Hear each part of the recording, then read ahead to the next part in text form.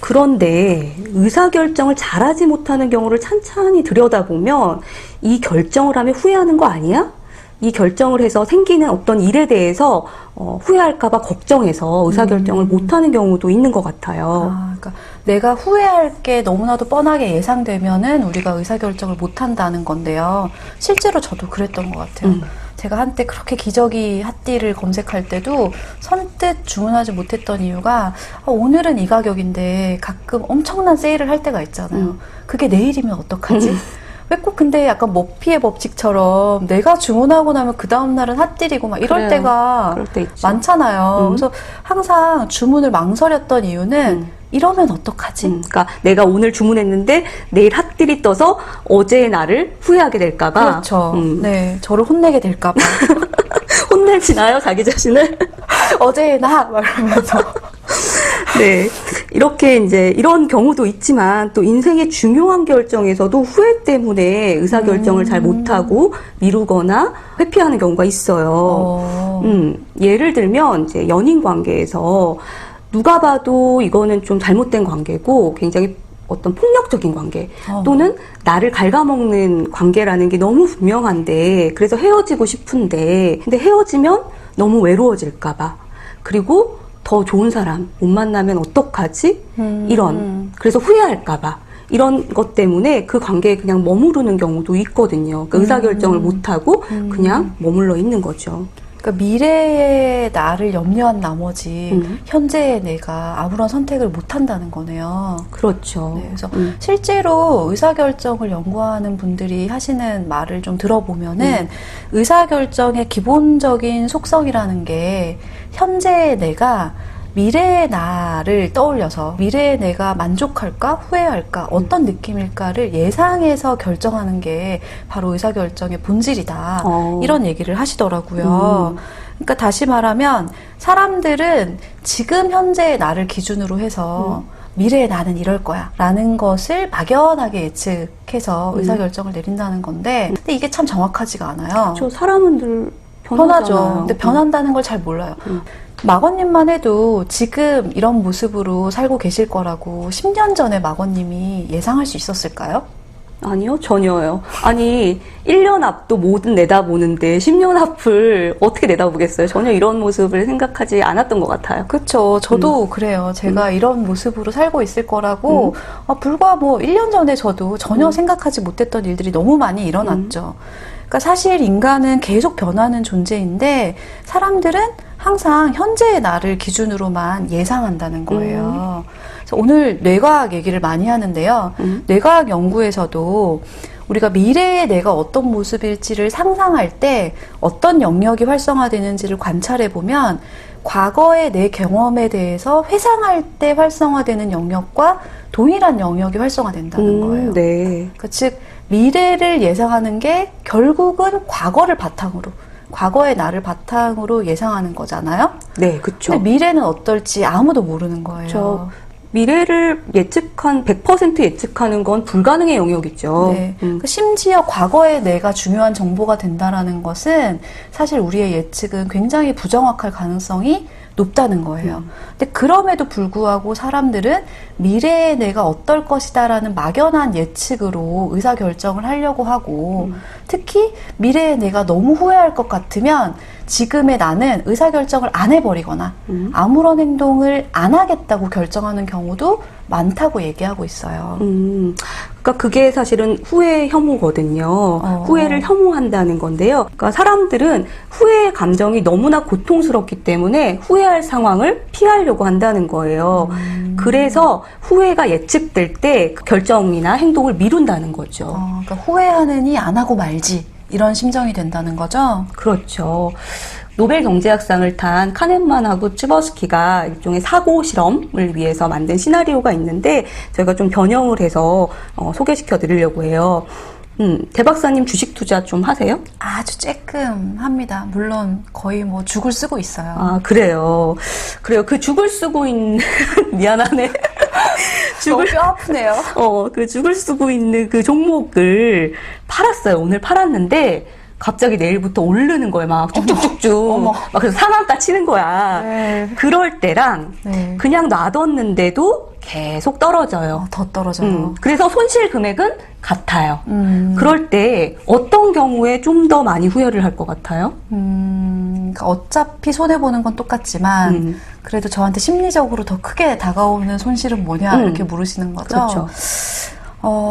저한테는 어쨌든 손해니까 너무 싫지만, 그래도 제가 만약에 안 팔고 그냥 뒀는데 떨어졌다면, 좀 후회는 되지만, 그래도 또 언젠가 오르겠지, 이런 희망이 있을 것 같아요. 근데 만약에 제가 제 손으로 팔았는데, 팔기를 눌렀는데, 그게 그 다음날부터 올랐다면, 팔았던 나 나와.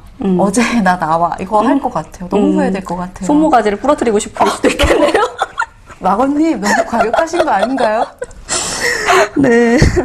맞아요. 그러니까 여기서 말하고자 하는 거는 이제 실제로 이런 시나리오를 사람들한테 주고 물어보면은 자기가 뭔가 행동을 해서 손해를 본 것과 또 그냥 아무것도 안 해서 손해를 본 경우 손실액이 같다고 해도 내가 자발적으로 내 손으로 뭔가를 했을 때 더 많이 후회할 것 같다라고 대답한 경우가 훨씬 많았다는 거예요. 거의 90%에 육박했던 것 같아요. 저처럼 대답한다는 거네요? 맞아요.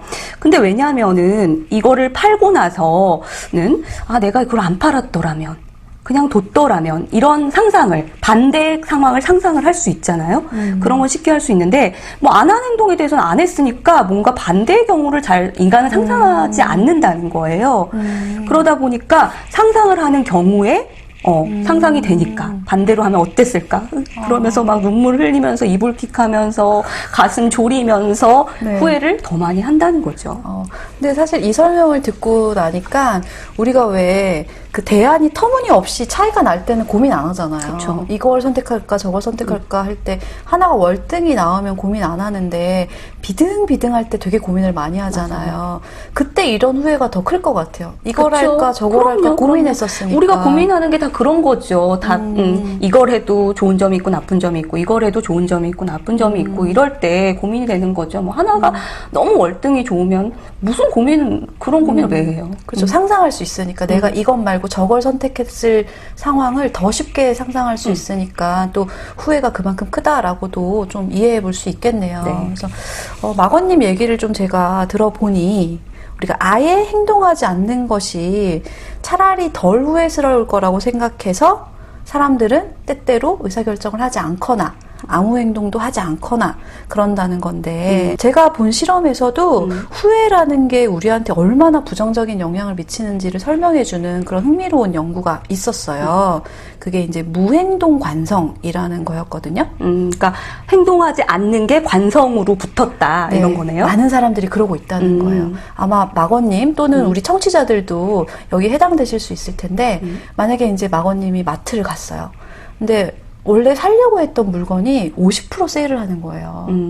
그럼 사야 되잖아요. 근데 마건님 마음에 어머 지금 50%인데 이 계절이 끝나가는데 내일은 60% 하는 거 아니야? 이런 생각이 들어서 만약에 안 사고 넘어갔어요. 내일 사야지 뭐 이러면서. 그렇죠. 근데 며칠 후에 갔더니 그 똑같은 물건을 40% 할인을 하고 있는 거예요. 그러면서 마지막 세일이래요. 좀 뼈 아프긴 하겠네요. 어제 살 걸. 네. 그럼 어떠실 것 같아요? 40%라도 사시겠어요? 아니면 안 사시겠어요? 사실 합리적으로 생각하면 어쨌든 내가 필요한 거고 세일하고 있으면 지금이라도 사는 게 맞죠. 네. 근데 그게 맞는데 대부분의 사람들은 차선의 선택을 할 기회를 놓쳐버린다는 거예요. 어제 것이 후회가 돼서. 그렇죠. 내가 그때도 안 샀는데 지금 사면 그 10%의 손실을 뼈 아프게 생각하면서 그냥 안 사고 말지. 그래서 무행동 관성이라는 거예요.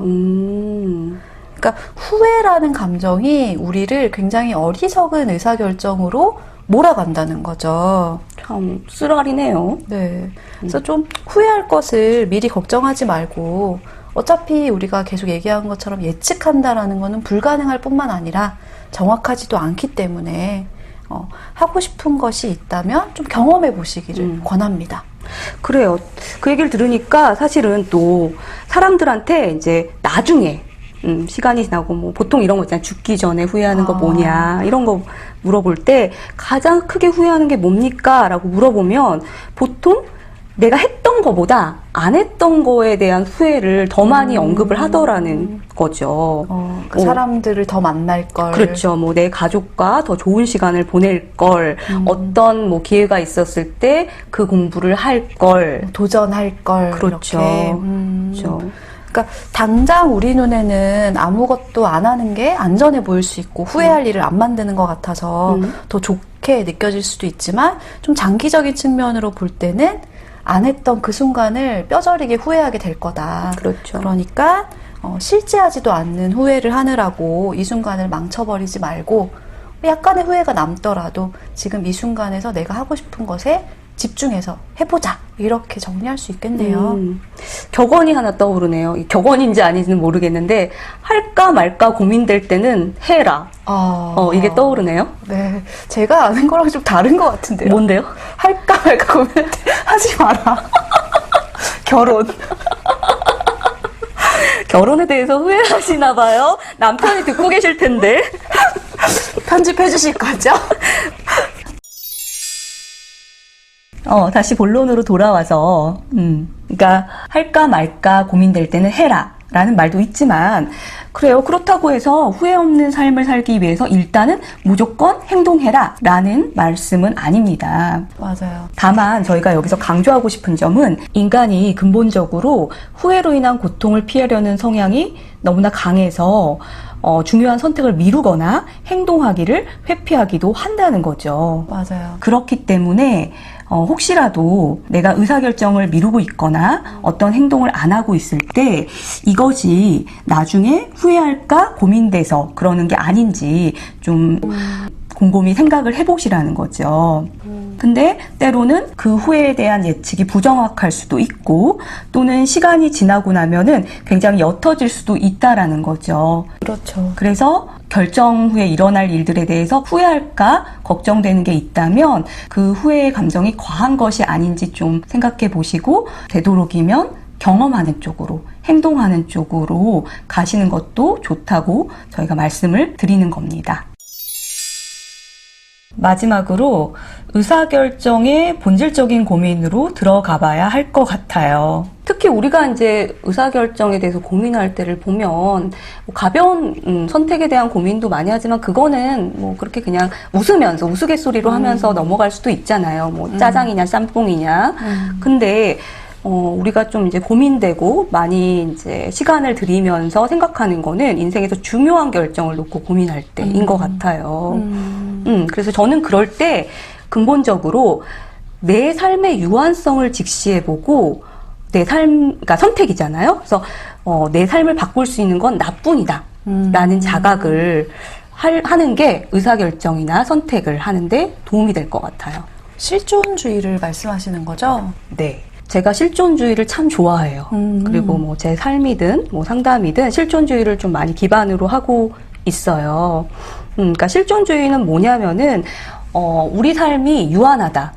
죽음이 있다. 죽음이 있다라는 거. 근데 어릴 때는 사실 그게 잘 안 들어오죠. 어린아이들은 뭐 지금 살 날이 너무 많고 또 어린아이가 너무 죽음에 대해서 생각하면은 그것도 징그럽죠. 네. 그래서 근데 이제 나이가 들어갈수록 우리가 삶의 유한성, 죽음에 대해서 인식을 하게 되잖아요.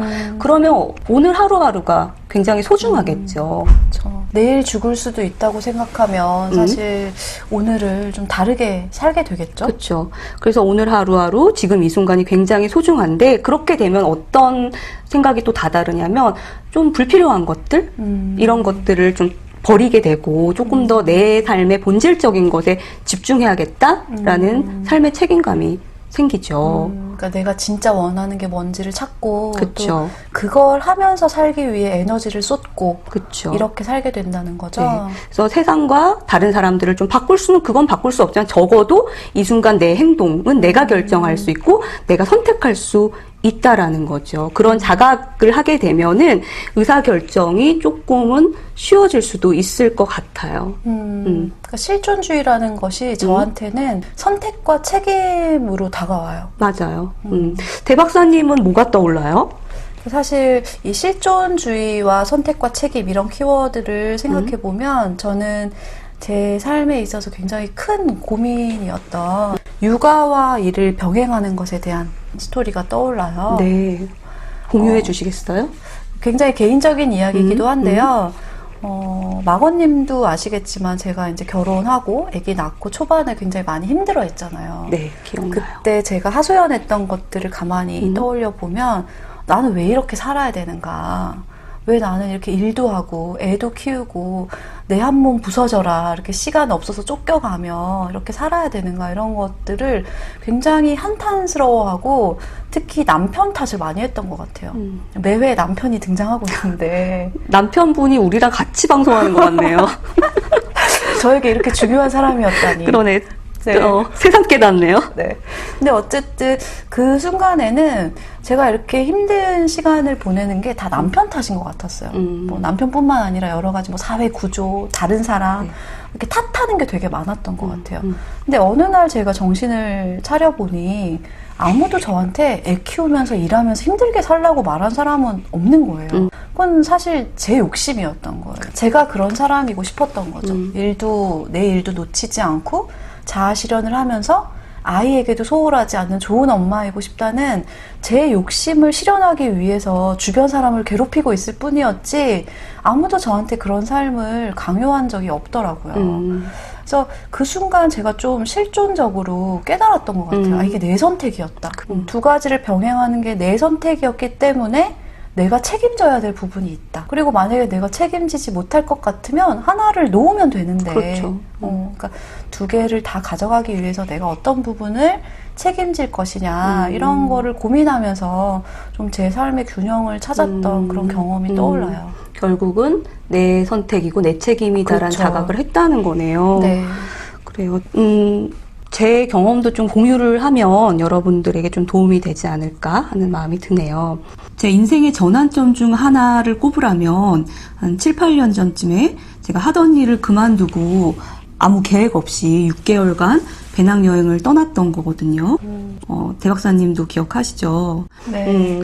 그때 고민하면서 했던 중요한 선택의 과정들에서 많은 걸 느끼고 배웠어요. 대박사님도 아시다시피 저는 계속 외길 인생을 걸어온 사람은 아니잖아요. 그렇죠. 경험을 아주 다양하게 하셨죠. 네, 그래서 저한테 있어서 20대랑 30대 초반까지는 이제 인생의 화두는 진로였어요. 그래서 회사를 다니다가 대학원에 가서 대박사님 만나고 공부하다가 상담을 또 하고 그러다가 또 이게 아닌가 해가지고 또 직장을 들어가고 이제 마지막 직장은 이제 대기업이었는데 거기를 들어가서 일을 하는데 뭐 겉으로 보기에는 별 문제가 없어 보이지만 뭐 성과도 좋고 뭐 문제는 없어 보였지만 제가 좀 공허하고 기계적인 삶을 사는 것 같았어요. 그러면서 좀 내가 좀비가 되어가는 그런 느낌? 남들은 부러워하고 안정적인 삶일지는 몰라도 저 스스로는 만족감이 전혀 없었던 것 같아요. 기억나시나요? 네, 그때 좀 우울해하고 늘 고민했던 모습이 떠오르네요. 근데 그렇다고 내가 다시 심리 상담을 해야 하나 아니면 다른 일을 또 찾아봐야 하나 이런 갈피를 잡을 수가 없었어요.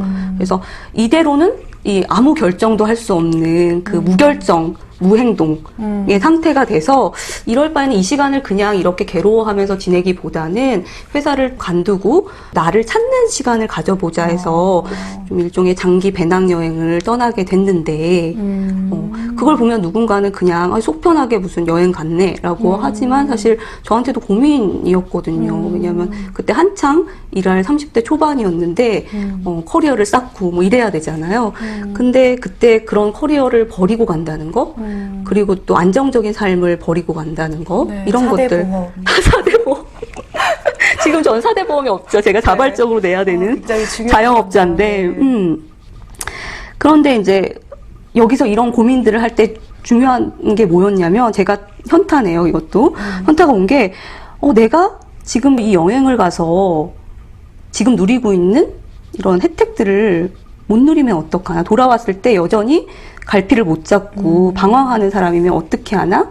이런 고민들 때문에 쉽게 놓지 못했어요. 그러니까 나를 찾으러 간 여행에서 나를 발견하지 못하고 빈손으로 돌아오면 그쵸. 돌아갈 직장도 없는데 이런 그렇죠. 걱정이 들었겠어요. 그 나이에 백수가 돼서 네. 그런 이제 불안, 그리고 또 그 당시엔 또 저도 나름의 인정 욕구 뭐 이런 것들이 있었기 때문에 그런 사회적으로 인정을 못 받으면 어떻게 하나 이런 불안도 있었던 것 같아요. 근데 그 결정에서 제가 이제 고민하고 있는 게 일종의 집착이었던 것 같아요. 집착과 욕심이 있었던 것 같아요. 그러니까 지금 이 상황을 즐기지 못하고 견디지 못하고 만족감도 1도 없는 상태면 그 상황을 버려야 하는데 그걸 버리자니 그 뒤에 뒤따르는 손실이나 불확실성을 감당할 용기는 또 안 나는 거죠. 이러지도 저러지도. 네네. 그래서 고민을 했는데 그때 이제 제가 느낀 거는 내가 너무 좋은 패만 지려고 하는구나. 두 마리의 토끼를. 그쵸. 싫은 거는 피하면서 또 좋은 거는 누리려고 일종의 꽃놀이패를 가지려고 하는구나라는 자각이 생겼어요. 그래서 오히려 A를 선택했을 때 좋은 점, B를 선택했을 때 좋은 점을 따지기보다는 내가 떠났을 때 최악의 상황, 그리고 여기 머물렀을 때 최악의 상황, 이걸 비교했던 것 같아요. 그러니까 일종의 반대로 생각을 했던 거죠. 우리는 흔히 어때요? 선택을 할 때 좀 A를 선택했을 때 좋은 점, B를 선택했을 때 좋은 점을 비교하잖아요. 더 좋은 걸 선택하려고 더 좋은 걸 하죠. 선택하려고. 근데 오히려 그렇게 선택하려고 하면은 인생의 중요한 결정에서 그 자초에 직면하게 되더라고요. 그래서 오히려 반대로 최악의 상황 중 어떤 상황을 내가 더 견딜 수 있는가. 그랬을 때 좀 마음은 불편했지만 지금 이 상황에서 나를 잃어가고 이렇게 무의미하게 사는 내 삶보다는 좀 불확실하지만 떠나서 한번 찾아가 보자 이쪽을 선택을 했던 것 같아요. 그런 과정에서 인생의 선택은 그 선택으로 내가 좋은 것만을 얻으려고 하면 어려워지는 것이구나. 내가 그 선택에 뒤따르는 불확실한 결과나 부정적인 결과까지도 감수하겠다라는 결단과 책임이 있어야 가능한 것이구나. 라는 거를 깨달았어요.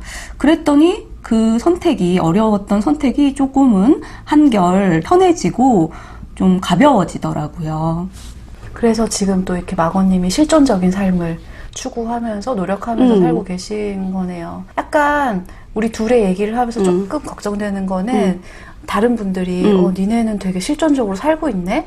이렇게 오해하실까 봐. 사실 제가 아까 멋지게 내가 이런 걸 깨달았다 이렇게 말했지만 저의 삶도 사실 아직도 매일매일이 전쟁 같은 구석이 있어요. 저도 그래요. 네, 그러니까 우리가 어떤 것을 깨닫거나 선택했다고 해서 거기에서 여전히 평온하게 머물 수 있는 건 아니잖아요. 그럼요. 대신에 매일매일 치열하게 내가 무엇을 원했던가, 내가 무엇을 하기로 결정했나, 그럼 결정한 것에는 어떤 책임이 따르고 나는 무엇을 감당해야 되는가, 이런 걸 스스로에게 질문하면서 살아가려는 노력? 그 자체가 좀 중요하다라고 얘기를 하고 싶어요. 맞아요. 또 한 가지 사실 저도 말씀드리면서 혹시라도 오해를 불러일으킬까 해서 불편한 점이 있었어요.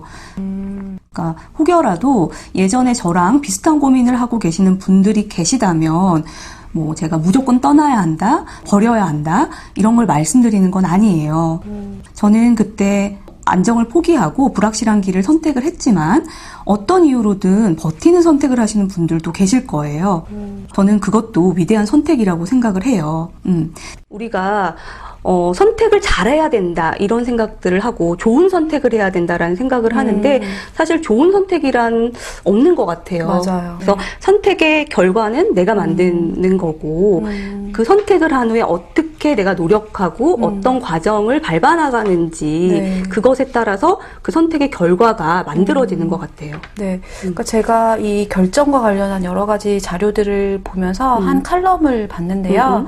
거기에 이제 정신과 전문의 이무석 박사라는 분이 이런 말씀을 하셨더라고요. 완벽한 선택이란 세상에 없다. 마음에 들지 않는 부분도 반드시 따라온다. 선택에 따른 일종의 세금이다. 그렇네요. 그래서 저는 우리가 세금 내는 마음으로 좋고 나쁜 것 모두를 좀 받아들이려는 태도, 그리고 좀 웬만하면 더 좋은 것으로 만들어 가려고 지속적으로 노력하는 거, 이런 거를 계속 강조하고 싶어요. 오늘도 중요한 이야기를 많이 했는데요. 대 박사님의 정리 시간에서 우리 정리를 한번 해보죠. 네. 오늘은 결정이 어려운 분들을 위한 여러 가지 이야기들을 했어요. 그래서 처음에 했던 얘기가 선택의 대안이 많으면 많을수록 결정하는 것은 굉장히 어려운 게 당연하다. 그래서 할 수 있다면, 특히 사소한 결정이라면 대안의 수를 의도적으로라도 줄여봐라. 이런 얘기를 했습니다. 그리고 두 번째로는 최고의 선택이라는 건 원래 없다. 최선의 선택이 있을 뿐이다. 이 말을 꼭 명심을 하시고요. 극대화자가 아니라 만족자가 되도록 하자. 이런 얘기를 했었어요. 그래서 만족자가 되기 위해서는 자기만의 어떤 기준이 좀 명확해야 한다. 그리고 그 기준을 충족하는 수준에서는 타협하는 의사결정을 하는 것도 되게 필요하다. 근데 그럼에도 불구하고 우리가 타인과 비교를 하기 시작하면 흔들릴 수 있으니 좀 사회 비교를 멈추고 내가 어떤 기준으로 결정했었는지를 좀 계속 떠올려 보자. 이런 얘기들을 했습니다. 그리고 네 번째로는 후회라는 감정이 우리의 의사결정을 되게 많이 방해한다. 특히 아무 행동도 안 하게 하기까지도 한다. 이런 얘기들을 했어요. 그런데 이렇게 후회를 예측한다라는 것은 정확하지도 않고 실제로 예상하지 못한 일들도 너무 많이 일어날 수 있기 때문에 실제 벌어지지도 않은 것들을 예상해서 피하려고 에너지를 쏟지 말고 할 수 있다면 기꺼이 경험해 보아라. 이런 얘기들을 했습니다. 그리고 마지막으로 실존주의 얘기를 했죠. 실존적으로 나의 선택에 대해서 책임을 회피하지 말고 기꺼이 지자. 이런 이야기들을 했습니다. 네. 오늘도 정리 잘 해주셨어요. 네. 오늘의 이야기가 가벼울 수도 있고 또 무거울 수도 있는 주제였어요. 근데 맞아요. 저희의 오늘 알편심 이야기로 여러분들의 의사결정이 조금은 좀 편해지셨기를 바랍니다. 네. 그래서 다음에 저희가 계속 이 알편심이 진행되면은 의사결정의 아주 세부적인 내용도 다 다뤄볼 수 그럼요. 있을 것 같아요. 뭐 그럼요. 대인관계에서의 의사결정, 직업과 관련된 의사결정 이런. 그래서 여러분 아시죠? 지속적인 방송을 하려면 여러분의 구독하기, 좋아요가 필요합니다. 댓글도요. 댓글도. 네. 네. 다음 주 알편심도 많은 기대 부탁드리고요. 저희는 여기서 인사드릴게요. 감사합니다. 감사합니다.